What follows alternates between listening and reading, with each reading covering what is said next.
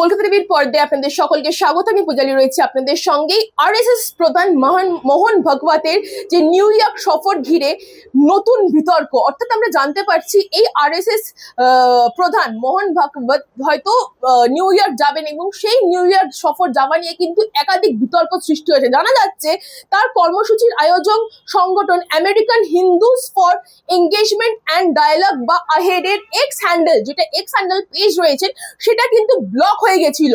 কি করেই ব্লক হয়, কিন্তু তার পাশাপাশি এটা আমি বলে রাখি, গতকাল কিন্তু এই যে অ্যাকাউন্টটা ব্লক হয়েছিল, অর্থাৎ যেখানে এই আরএসএস প্রধান মোহন ভাগবত যাচ্ছেন, তাদের যে আনুষ্ঠানিকভাবে যে সংস্থা, তাদের কিন্তু এক্স হ্যান্ডেল পোস্ট ব্লক হয়ে গেছিল। কিন্তু তার পাশাপাশি আমরা জানতে পারছি গতকাল সেই এক্স হ্যান্ডেল পোস্ট কিন্তু খুলে যায় এবং সেই কারণে কিন্তু যেটা মনে করছেন যে বিরোধীরা বট ব্যবহার করে ইচ্ছাকৃতভাবে তাদের ওই এক্স হ্যান্ডেল পেজটিকে ব্লক করার চেষ্টা করা হয়েছিল।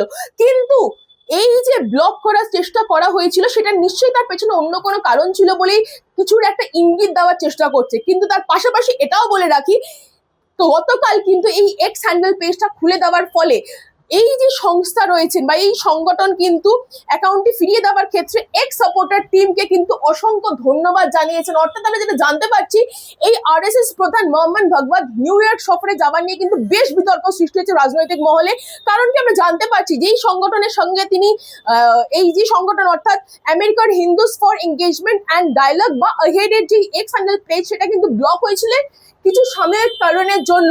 কিন্তু তার ফলে পরবর্তী ক্ষেত্রে যেটা আমি জানতে পারছি, গতকাল কিন্তু এই এক্স হ্যান্ডেল পেজটাকে এক্স হ্যান্ডেল টিম কিন্তু কোন রকম টিমকে সাপোর্ট দেওয়ার ফলে বা এই টিম একসাথে কাজ করার ফলে কিন্তু সেই এক্স হ্যান্ডেল পেজটা চালু হয় এবং তার ফলে কিন্তু তারা অসংখ্য ধন্যবাদ জানিয়েছিলেন। ঠিক তার পাশাপাশি এটাও আমি বলে রাখছি যে এই যে এক্স হ্যান্ডেল পেজ হুট করে ব্লক, তার পেছনে আদৌ কি কারণ রয়েছে তা কিন্তু খতিয়ে দেখা হচ্ছে এবং তারা মনে করছেন যে বিরোধীরা বট ইউজ করে, তাদের এই ব্যবহার করে বা বট যে সিস্টেম রয়েছে সেটা ব্যবহার করে কিন্তু এই এক্স হ্যান্ডেল পেজটাকে ব্লক করার চেষ্টা করেছিল এবং তার সেই চেষ্টার মধ্যে কিন্তু জল ঢেলে দেওয়া হলো। কারণ কি, সেই এক্স হ্যান্ডেল পেজ কিছুক্ষণের জন্য ব্লক হলে সেই এক্স হ্যান্ডেল পেজ কিন্তু খুলে গেছে।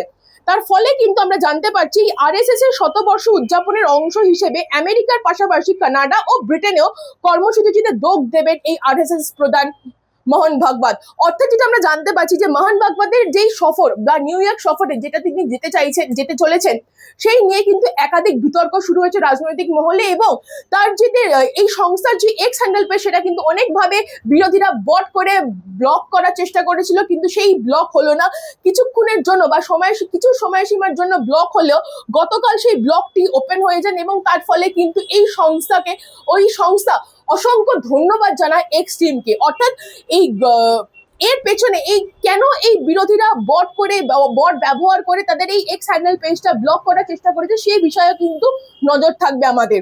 আরো তথ্য জানতে চোখ রাখুন কলকাতা টিভির পর্দায় রাত দিন 7 দিন।